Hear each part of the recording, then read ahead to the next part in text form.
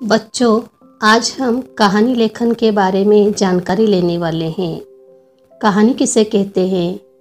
तो किसी घटना के रोचक और मनोरंजक पूर्ण वर्णन को ही कहानी कहा जाता है। हिंदी साहित्य की यह एक विधा है। परीक्षा की दृष्टि से कहानी लेखन का महत्व है। कहानी के कई प्रकार होते हैं, जैसे कहानी के आधार पर कहानी लिखो, शब्दों के आधार पर कहानी लिखो, मुद्दों के आधार पर, सुवचन और कहावतों के आधार पर कहानी लिखो, चित्रों के आधार पर अपूर्ण कहानी को पूर्ण करो।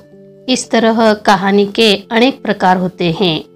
तो कहानी के द्वारा हमें अच्छा बोध मिलता है, हमें सीख मिलती है, ऐसा बोध मिलता है जो हमारे जीवन में बदलाव लाता है, हमारे जीवन में परिवर्तन लाता है।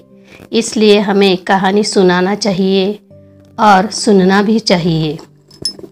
तो चलिए, चित्रों के आधार पर कहानी लेखन कैसे किया जाता है, इसके बारे में आज हम जानकारी लेंगे।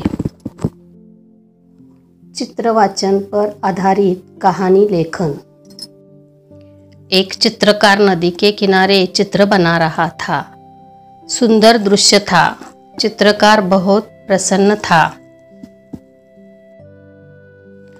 अचानक उसके सामने एक बाघ आ गया और चित्रकार से अपना चित्र बनाने के लिए कहा।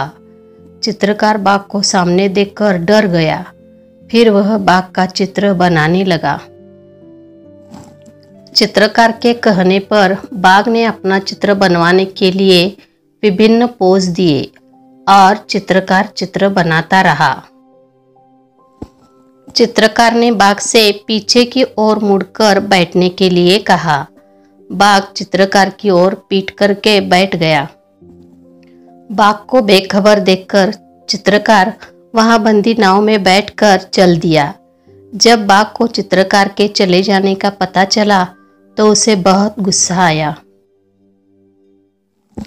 इस प्रकार अपने बुद्धि चातुर्य से चित्रकार खुशी खुशी बाघ की पकड़ से दूर निकल गया। इस कहानी से हमें यह बोध मिलता है कि शक्ति से युक्ति श्रेष्ठ होती है।